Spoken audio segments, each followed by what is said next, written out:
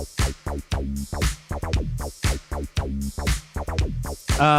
just do a quick one. Okay. Welcome, ladies and gentlemen. Holy shit, to another episode of the Get Reelisms Podcast, episode 90.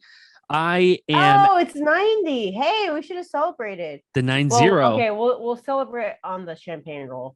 Yeah, we're gonna celebrate on the champagne roll, absolutely. But I am still Adam Chase Rennie, and I am still tired, but still Christine Chen. Yeah. Yeah, livelier than last week. A We lot were. livelier. I was very. I wouldn't speak for you, but I was dead last week. I was purely exhausted. But this week is way better.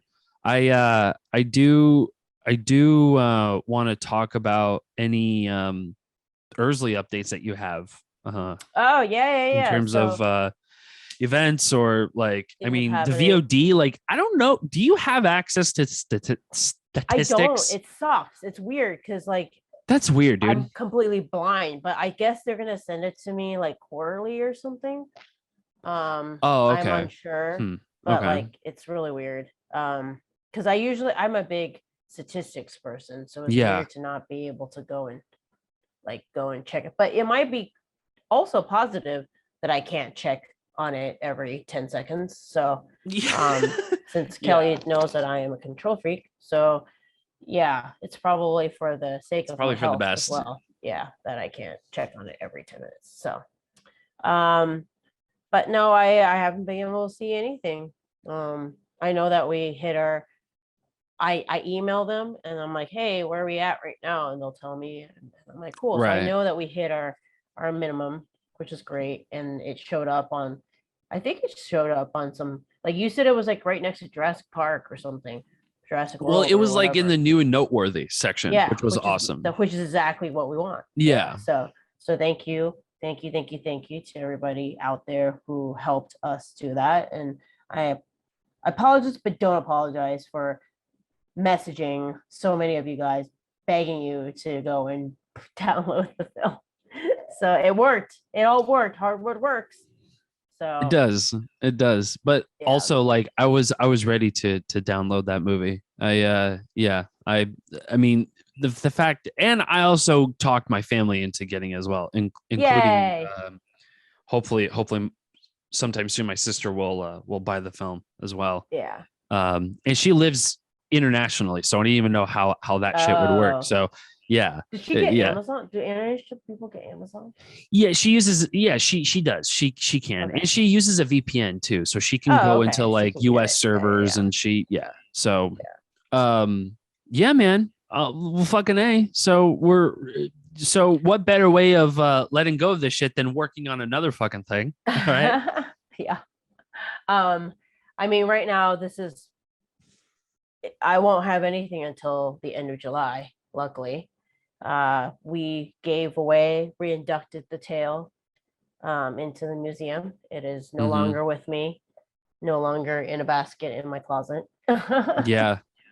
So I think the next step is I need to get them some photos for the exhibition and some like detailed things to write about, the makeup and and all that stuff, so they can have it, make it an official exhibit. Our co-writer Camille is actually, she said she would be, I don't know if the plan is still the same, but she was planning on going to Seattle and said they would be swinging by the Mermaid Museum, so that would be pretty cool.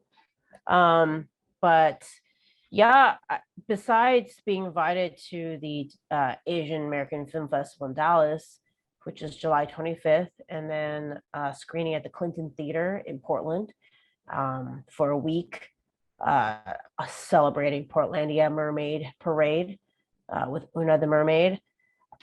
I think that's it for our tour. There have been people asking about like, hey, let's do another one like in October, and apparently there's some other stuff coming up in Texas around that time, and maybe it's a good Halloween film. Yeah, but maybe right now I'm a big no. Yeah. I get it. Yeah, I'm just like, you know what? The thought of being able to wake up and work out. Oh my gosh, I gained 5 pounds from Seattle. Really? I ate so much food. With as much running around, I'm shocked. And also, you forget to eat too. So I was shocked, but like Seattle had some good food places, and my best friend Suma is a big foodie, and she would be like, "You need to try these 10 restaurants," and I'm like, "Okay, challenge accepted." Yeah. All right, fair enough. Yeah. So now broke and fat, but happy. Story of my life. Story of my life. Yeah, broke and fat. Yeah, Seattle. That's the episode title, by the way. Just so you know, broke and fat. Broke and fat. I love it. That's how I've returned from Seattle, broke and fat.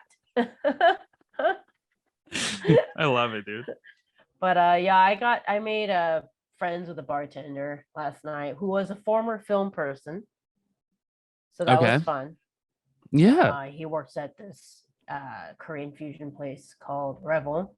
He was really nice, and I spent a lot of time just watching. I'm fascinated by people who are really good at what they do. I don't know if I think I've told you that before, but I think that's why I've been like fascinated with the mermaid community and stuff like that. Just now Ursley's whole feed is just mermaid, right? And I love watching, scrolling through and watching all the mermaid, videos and stuff, being like, wow, like there's people who are masters of this lifestyle, of what they do and stuff. And the guy named Joe was very much that there's a way that you move with certainty and confidence, and like he designed every cocktail on the menu, and it wasn't like margarita, it was like legit actually mixed cocktails. Yeah, and he curated the entire giant wall full of like different spirits and stuff like that. He had a story for all of them, and like why he picked this versus this and this. But it was just fun to watch him just like not even needing to look at what he was grabbing. He would just like grab these two things, boom, shake it, pop the thing, do this thing, type thing. And I think he made like 200 drinks. Yes, the time that I got there, which was around Jesus. Yeah, in a span of like 4 hours or something. I think he made like 200 drinks. It was unreal watching him. But he said that he was a film person, and what he learned was that he didn't want to do films. he said it wasn't because he didn't love movies any less. He just realized that he didn't love movies enough like the people who he was classmates with. Right. Yeah. Right. So he appreciates films. Yeah. But he just couldn't see himself competing with all the people who were like obsessed with competing is a strong word, but I see what you mean. Mean. So, but I guess it does feel competitive in a way, in a friendly competitional way, if you look at it healthily. But I mean, but there's no reason to bring one film down to raise another. No. That's when I say competition, I guess it's just like, I mean, there's always going to be someone who's better than you or that works harder, and that's just life, and that's not just the film industry itself. But I understand what he means. I think he just was saying that he didn't feel like he had what it would take to survive in the industry and still love film. Which I mean, like he found that pivot to mixology, right. and found that passion. I mean, there's plenty of people who are like, who sort of like see this as film, working in the film industry, some of them as a hobby, and some of them are talented people. Right. But like, it just like they see this shit and they're like, oh yeah, no, I mean, anybody who has like half a schedule of Christine Chen's would make or break them. That's all I'm gonna say, guys. Like, I mean, for anybody, for any filmmaker, really, it's a lot of time. It's a lot of like Roxy's out there redesigning or organizing her entire makeup kit right now. Yeah, after coming from like a whole month set or something. Yeah. It took me a year to reorganize my art department. That's what it is. Sad. It's just like we don't we say that we take a break, but we don't. I mean, yeah, because we may not be physically on set, but like we're thinking about it, or we're organizing, so that we can do our jobs better, or like, I mean, like, I'm going to take a break, which means I'm not going to be on set and I'm not going to be traveling, but like, I can't help it. I'll be thinking, right? We're always thinking. Yeah. So, and well, sometimes I guess like some variation of ADHD pops out in me and I'm just like completely focused on something different, like writing and stuff. Yeah. Like that's all it's like in the forefront of my brain. So all the art department shit in my garage is just kind of like, except for the shit that I'm borrowing. We fixate on stuff. And I think coming out of this, being able to, the reason why I spent a little bit longer time in Seattle was I got to visit one of my best friends. She just completed chemo. 23rd was her last day of chemo. And I felt guilty as a friend, like that I hadn't been there earlier for her. And it like, I came out of this like, where have I been these last 2 to 3 years, really? Like blinders taken off type thing. I was extremely emotional. Just this whole entire trip, just like really thinking about like, wow, 2 to 3 years have gone by and it's been a blur, like a literal blur. And I think as artists, it's easy to become fixated on something that you want so badly and to forget that anything else in life exists. So I'm definitely that. And I think I say this, but I don't know. All I can do is try my best to, but like try to not get such tunnel vision. But it's a chicken and egg thing too. It's like to finish a project of such scale and so little budget, and then the plan is, future projects are hoping to be better, bigger, and all that stuff. I don't know how you can get through a project like that without being completely, utterly fixated. Because it's hard. Without that, it's hard to get through it. Does that make sense? Makes perfect sense.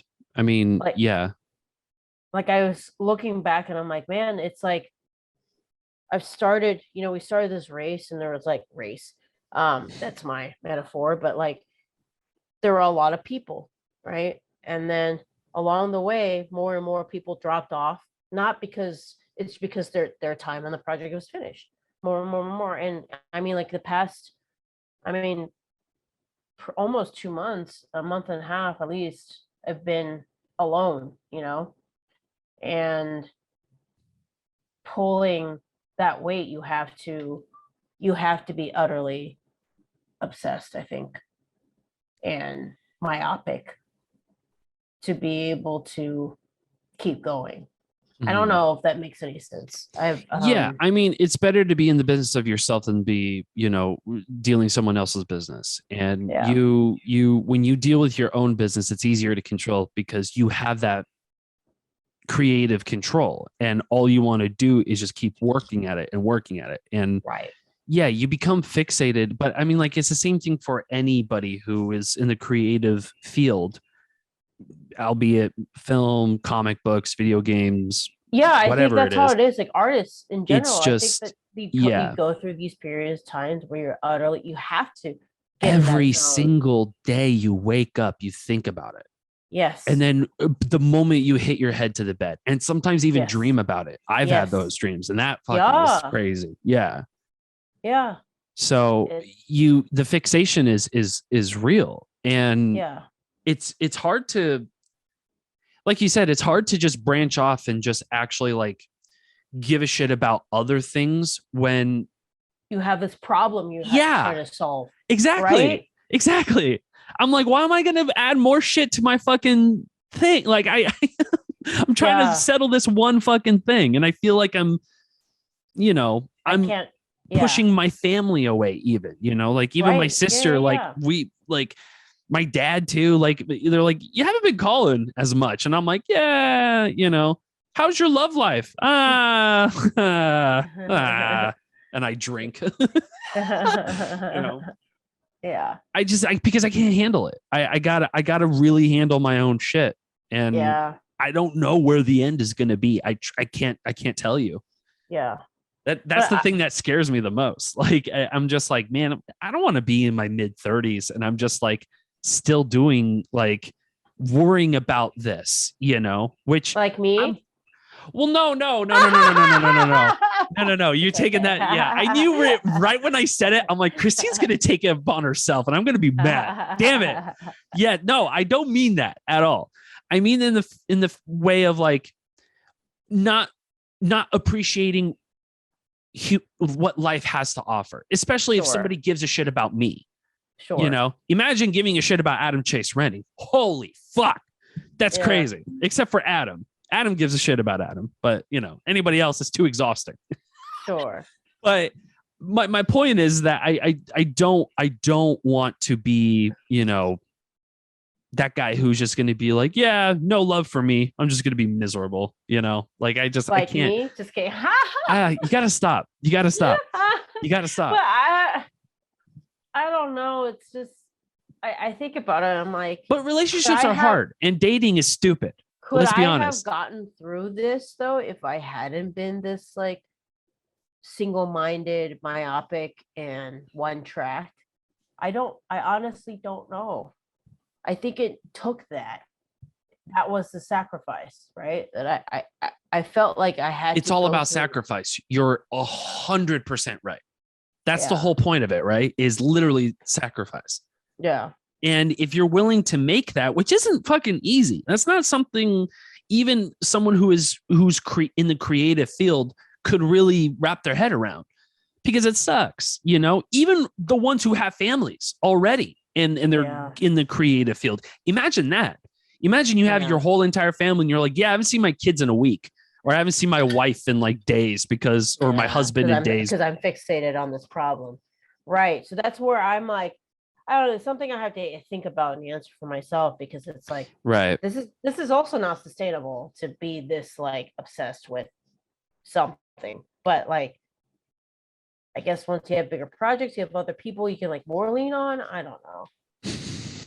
No, you do. And well, also too, like you can get rid of the anxiety and the pain by just like moving on to another project that, you're going to do the process all over again. Writing too, you're solving a problem and that's what it is. You're fixed. And I've heard this happening with like startup folks too, entrepreneurs that are building a company and stuff. It's because your mind is literally fixated on solving a problem and they can't think of anything else. Yeah. That's literally our lives. Yeah. We're fucked. Yeah. Mm-hmm. Well, God bless. Take care. In conclusion, fat, broke, and I'm fat and broke, ladies and gentlemen. That's who we are. Fat and broke. Episode 90. Fat and broke. It's the big 90. What else? This is free podcast, ladies and gentlemen. We're here. Yeah, but I mean, like, obviously, there's a light at every tunnel, right? Like, it's not like we're doomed. We're not doomed. It's just it's a couple of dummies complaining right now. It's kind of like one of those things where we know, like, this moment sucks, especially. I mean, I don't need to tell you what the state of the country is right now, and it's fucking horrible.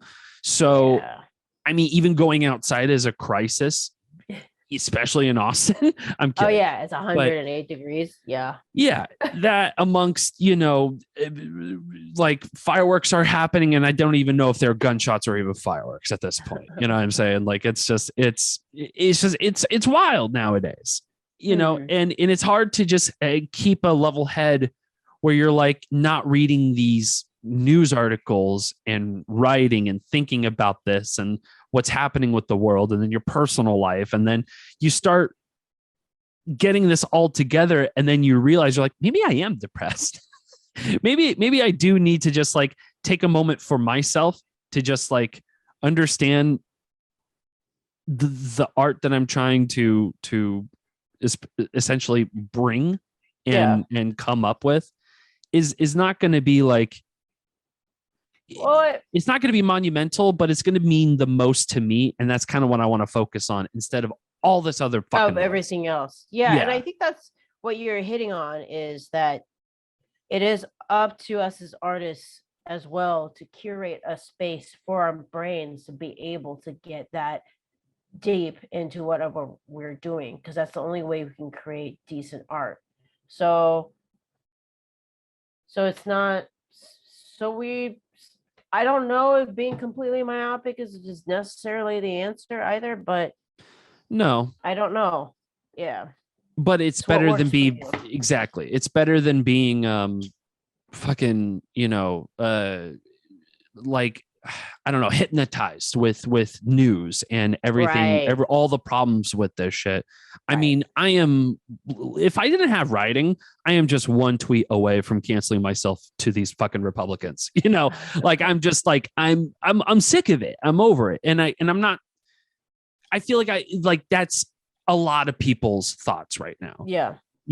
And that being said, it's, I think, I don't know, man. I think in the next few years, I think we're going to come out with probably the most craziest, most deep, passionate art we probably will ever produce.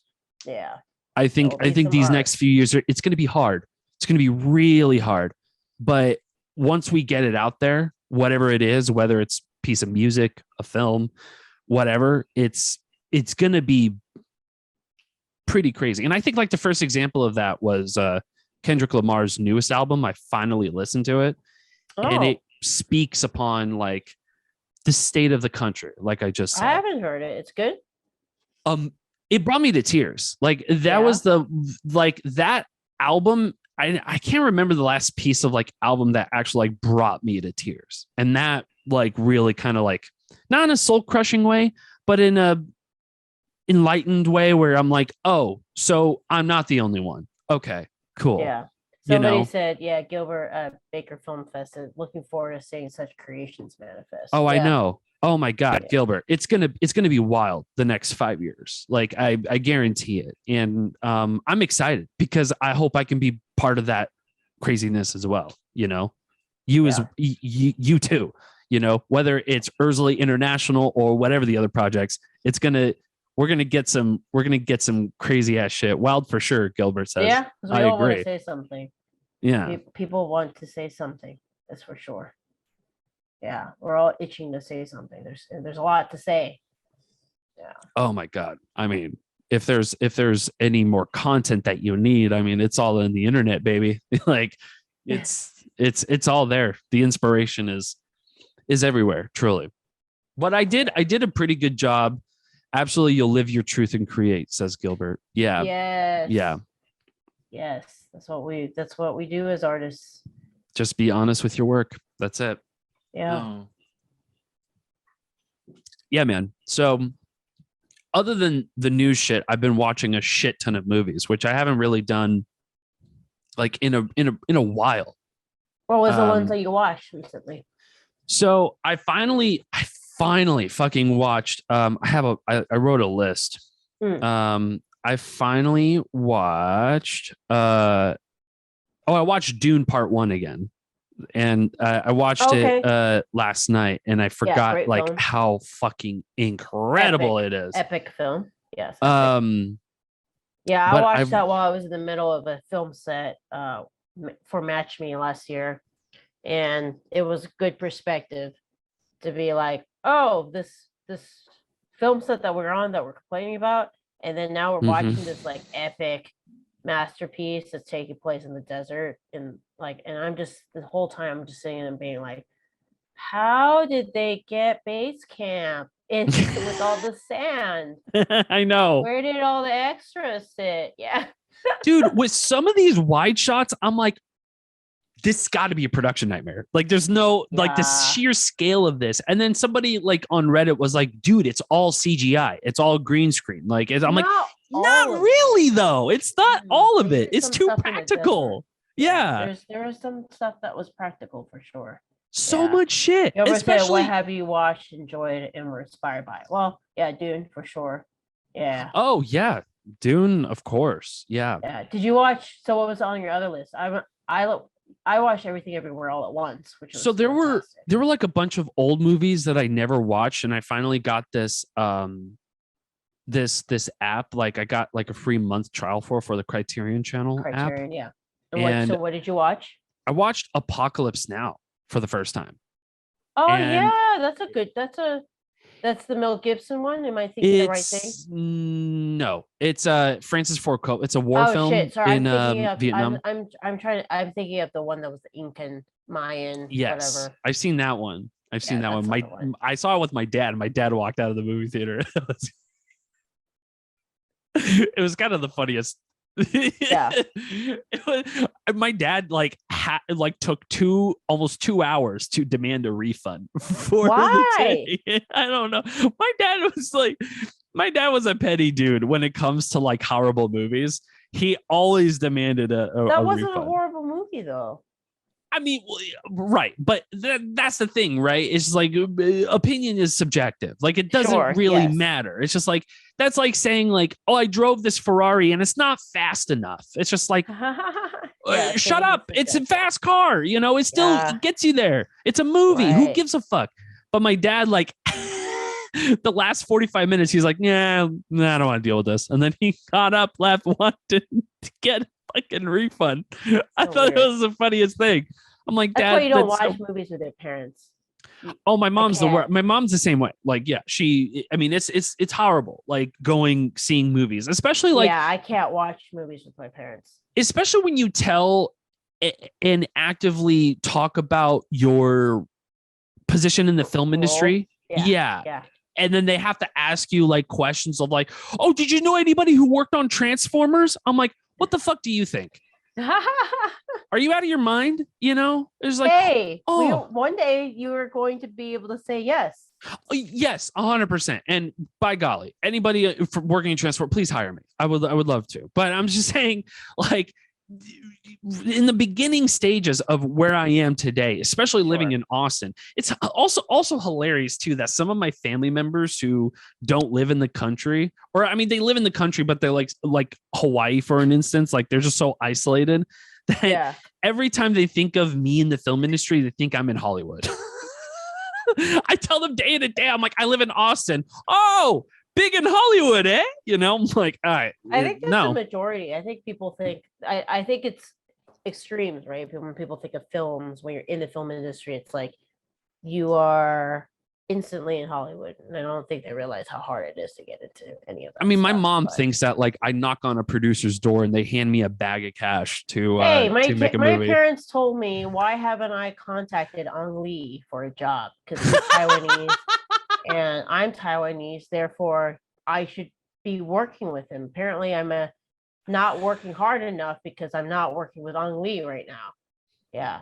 So there's no concept of how it works.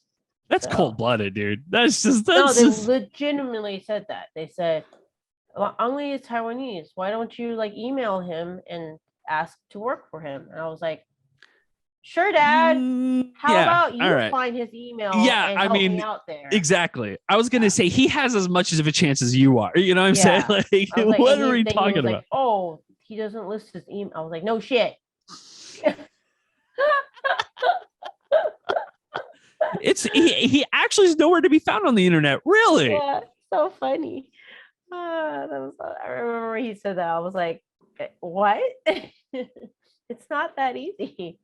So I finally watched Apocalypse Now. It's a good movie. Okay. It's Francis Ford Coppola, you know, Godfather, all that jazz.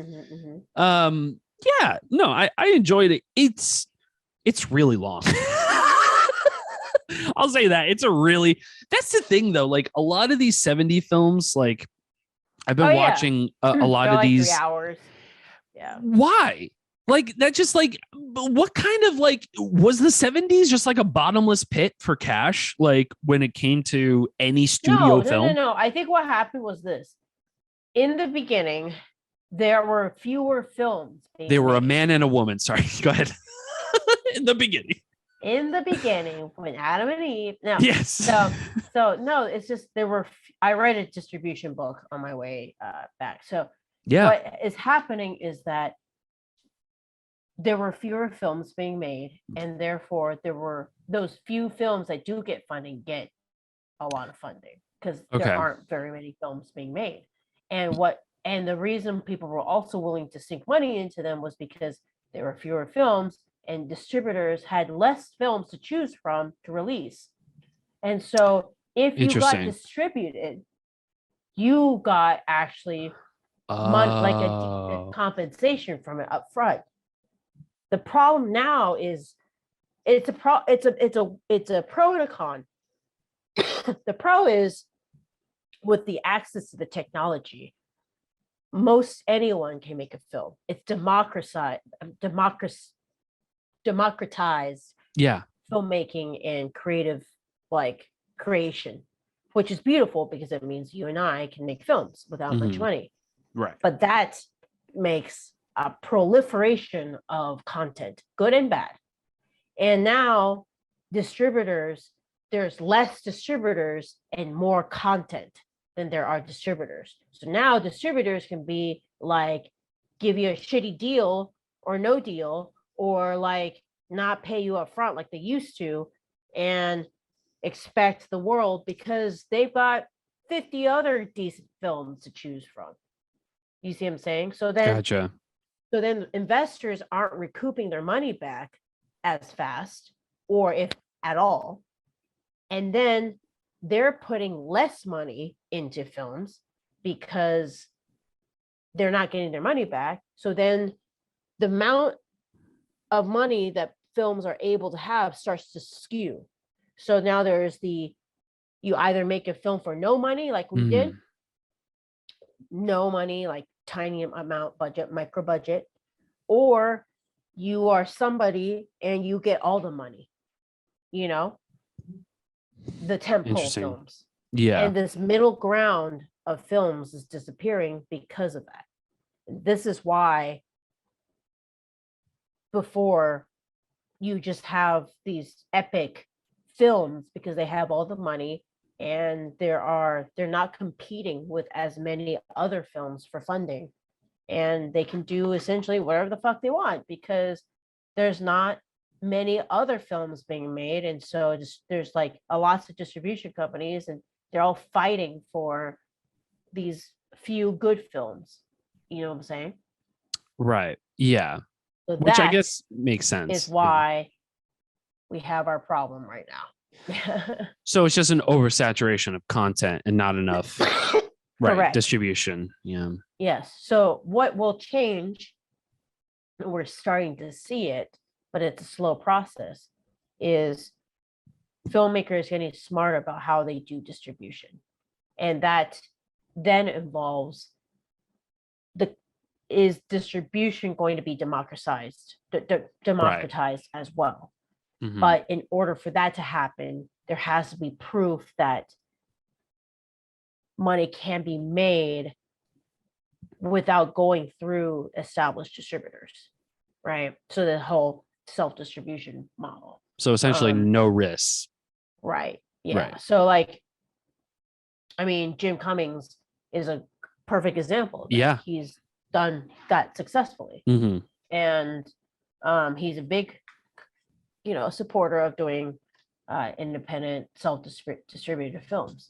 And I mean, I kind of did a hybrid model, right? Mm-hmm. My VOD was all through a distributor, Gravitas, but I took the theatrical to do a theatrical run. Yeah. My reasoning was not, we're going to make a shit ton of money because of that. My reasoning was more that I needed to spend money on marketing anyway. So I knew that theatrical was a way of marketing. And if I was going to spend money marketing, why not spend it on a theatrical run and make it look like a legit movie, you know? Right. So it gives, because it does give your film credibility in the back end, like especially with foreign distribution later on when we approach that, they're more likely to pay attention to your film if your film has done a US theatrical release, which we have. So anyway, it gets pretty technical, but it's very interesting. I've been studying up on basically distribution because I really believe that with a better understanding of distribution or control over distribution, you can really start to control, you know, how you get what content you're allowed to make, you know. Right.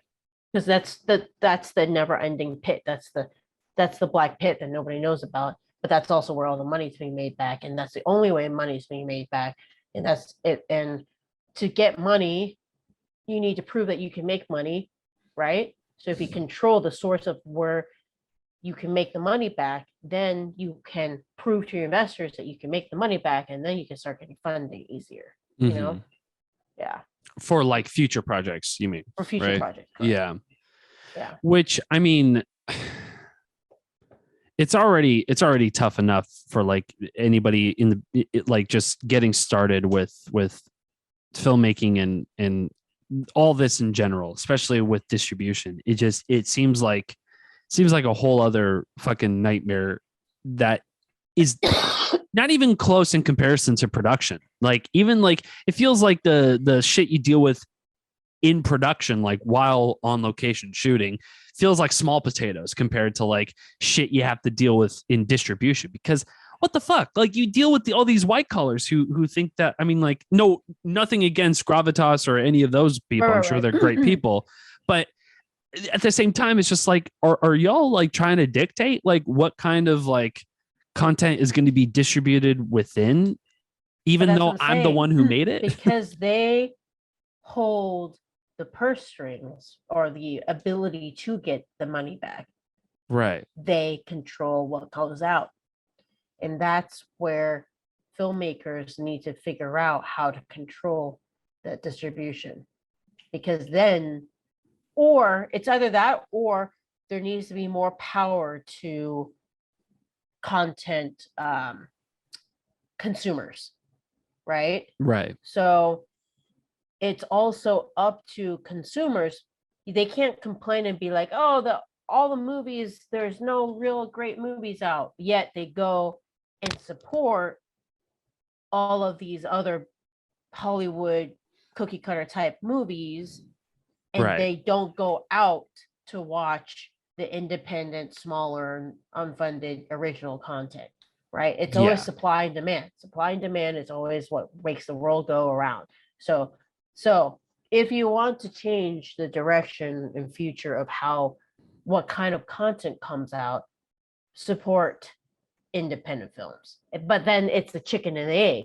Independent films don't have the funding, therefore people don't know they exist half the time. That's the problem. And then it's like they don't make their money back till much later, or it takes a longer process or whatever. And then like investors are like, see, like this is why we don't invest in unique films, because you didn't make my money back.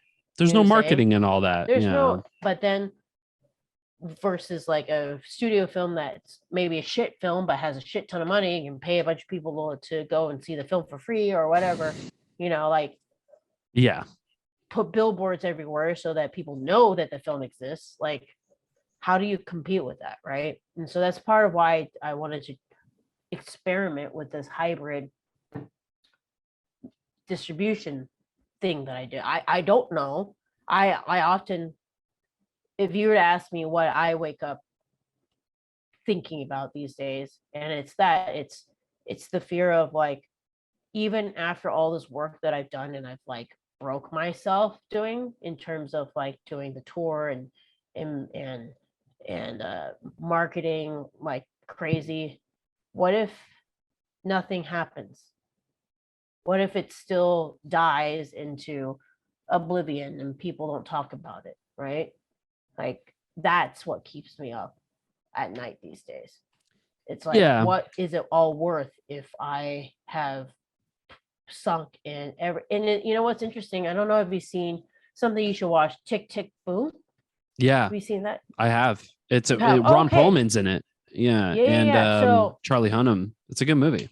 Yeah, it was really good, and something of that really stood out to me was, he worked so hard. Spoilers, sorry guys, but he worked so hard. It's about the guy who created Rent, if you guys don't know. But the film is about the piece of art he created before Rent. Right. And how he was like, I know. Yeah, he was working and he was working towards this like big like showcase type thing, and the phone calls that he expected didn't happen, and like the success he had, like almost, I know it's not guaranteed, but it's almost like when you're in the moment and you think you've worked that hard, how is it possible to not have it guaranteed is like mind-boggling to an artist, And so he was in that moment. He was like, what do you mean? Like what's next? And that his agent saying, well, you go back, you make another one, you do it all over again, and you do it all over again, and you do it all over again. Oh man, Adam, I felt that so hard. Yeah. I cried so hard, like watching that, because I was also like, I was watching that obviously in that shit hits deep of Ursula, but it's true, and that's what keeps me up at night. I often do think like, now what? Like, will people? Did all this stuff that I do matter at all in the end? Did it? I don't know. It's hard to quantify that, But did I really make a difference? Did more people know about the film? I would like to think so, but what is to say that the people who came and showed up and watched may not say anything, or hi Sammy, or like spread the word, or it just doesn't spread fast enough, or it could literally die, then what was it all for? Right. There's no purpose. Right. And because you didn't have that amazing executive level of marketing that was fucking everywhere. Right. Or you trusted the fact that it was going to be word of mouth and then everybody's going to talk about it. Right. Which is the next best thing. Sure. But and you hope that that's what's going to be that you hope, that's key word. You hope for the best, and you hope that that's what's going to happen. But like, you can't, nobody. There's no guarantee. Yeah. There's no guarantee. So like in that movie, Tick Tick Boom, when he was like, now what? Like, what are the phone calls? And the agent was like, look, now you go back and you make another one and you do it again.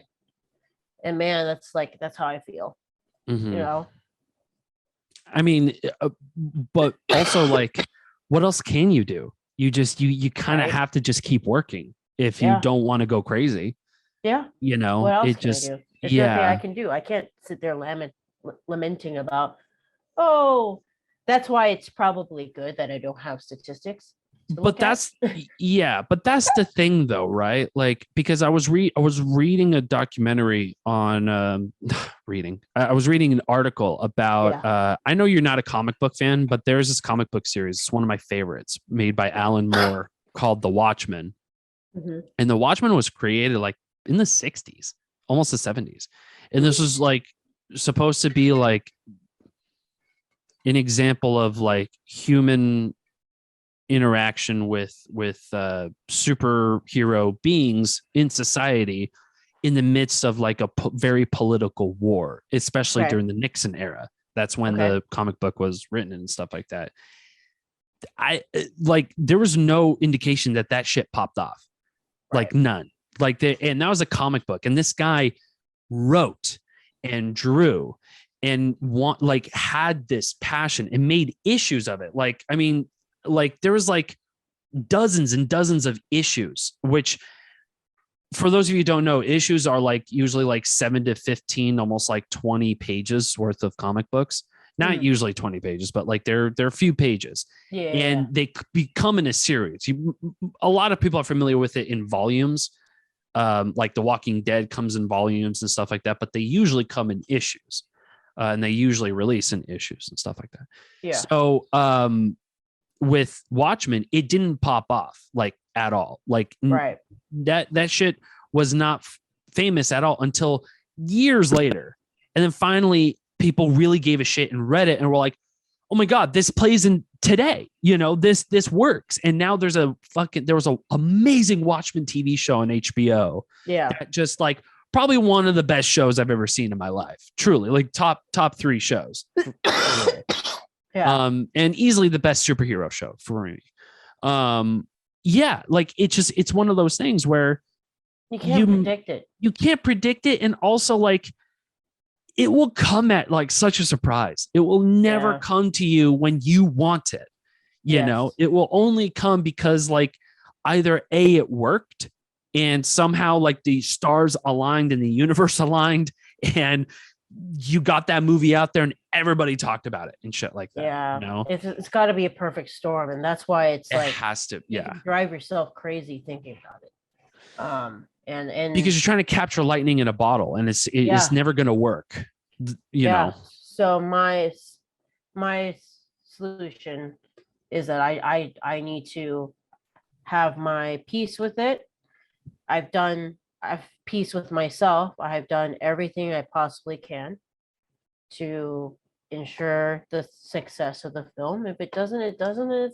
And I'm okay because I did the best that I could. And I think that's the best I can wish for, or because I can't keep waking up wondering what if, what's going to happen, or are my so-and-so going to make their money back and all that stuff. Like, you would drive yourself crazy thinking about it. I mean, it's stressful. This is the first I've ever like owed anybody money, like that's stressful. Yeah. So I don't know. That's why they often say that the second film is actually even harder to make, and I like don't even want to think about it. Yeah, dude. Yeah. And I don't mean for us to spiral if you didn't want to go down this path. We could talk about happy shit, but yeah, but you're right though. Ultimately you're right. Like you cannot, like, if we just keep getting locked up in our little ways of just trying to get our shit out there without really understanding that it's probably not going to hit. It kind of is what it is. I mean, like, there's so many content creators, there's so many filmmakers, there's so many there's only so many fucking distributors that will see your shit and love your shit and will say, you know what, fuck it, let's go. But at the same time, like, it never hurts to try. It never hurts to keep going. Right. And it never also hurts to keep working as well. Right. And I think that's where you have to just be at peace with, like, hey, like, why did you make this film? Right.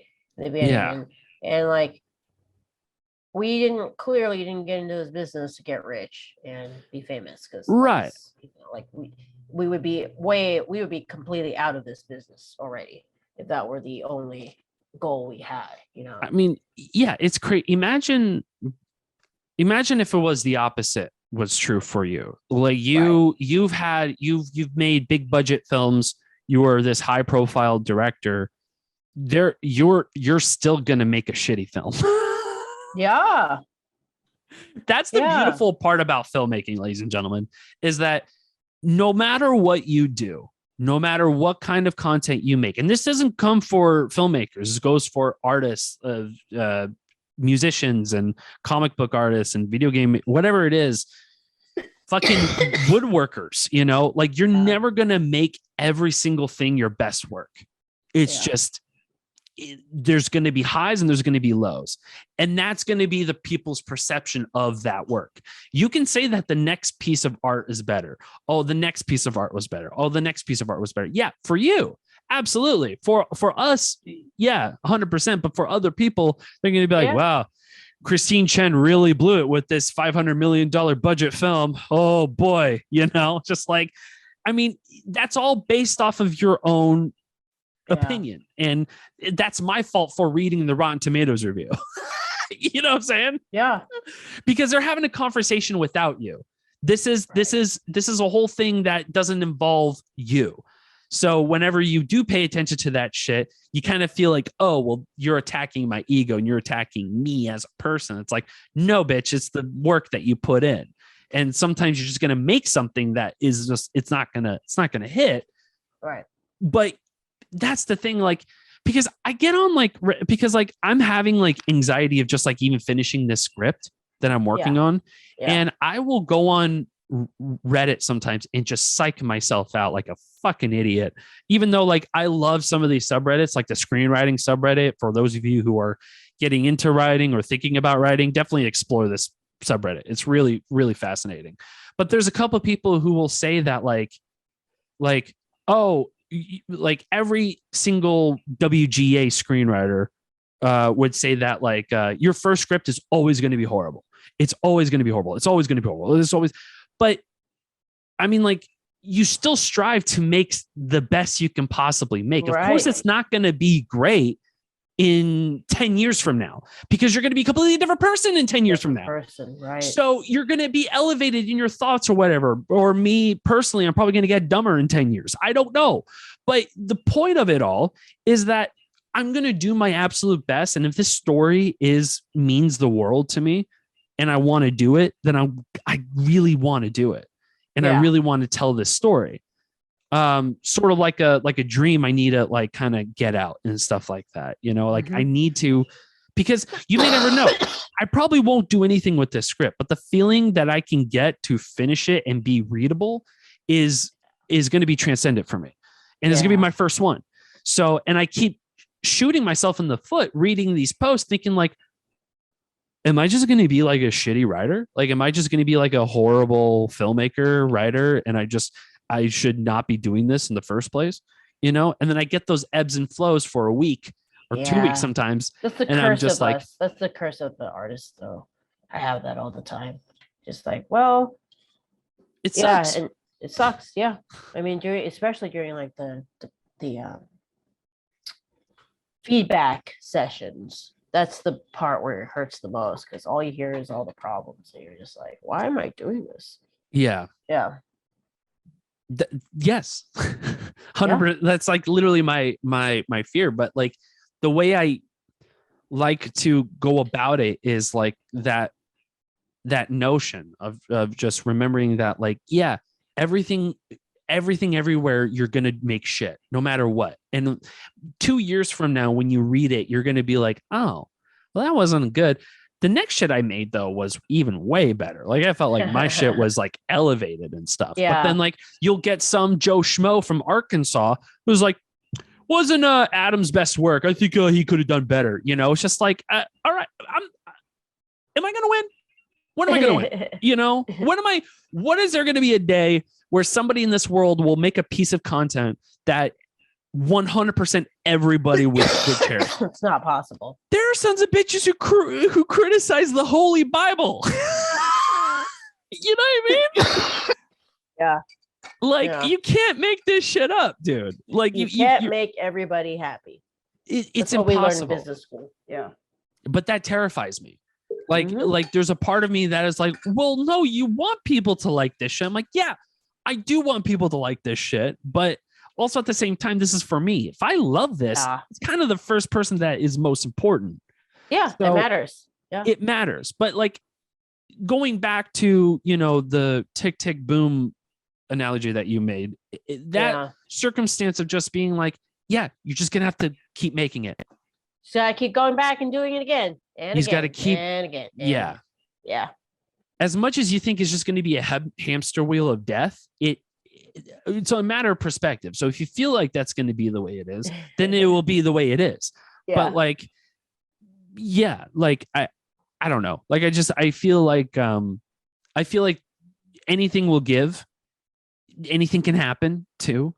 You know, like it could, I mean, it might not be today or tomorrow or next year, but like eventually at some point, somebody's going to give a shit and it's going to mean something to them. And then that moment where you read it or someone talks about it, that's all I want.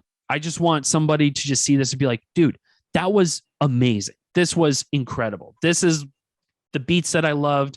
This is everything that meant a lot to me. that means the world to me, way more than just getting a fucking paycheck. 100%.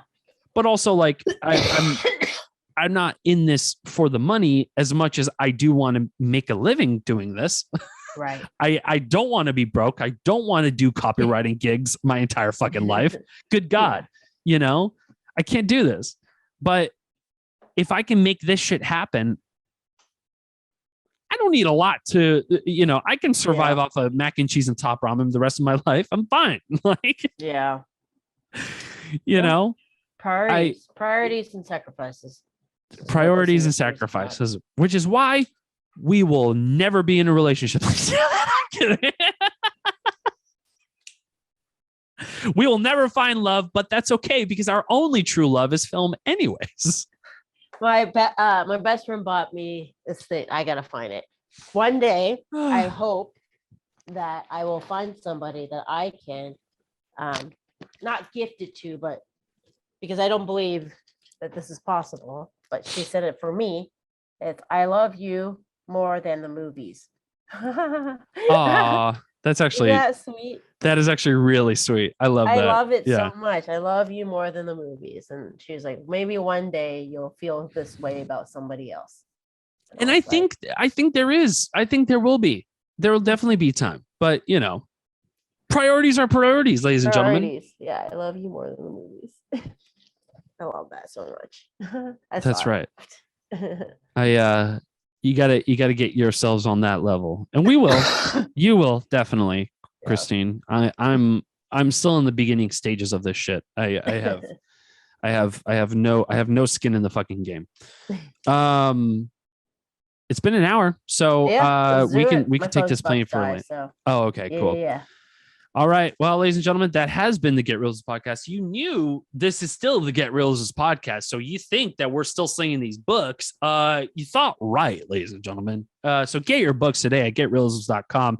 Yes. Events for the Portlandia festival for that Ursley screening is going to happen at the end of July. End of July. But there's also going to be is it? Yeah, it is a screening at the Asian Heritage? Asian Film Dallas Asian Film Festival, I think is the exact name. But yes, I'll have more information when I can muster the energy to open my computer and let's see. It looks like your film.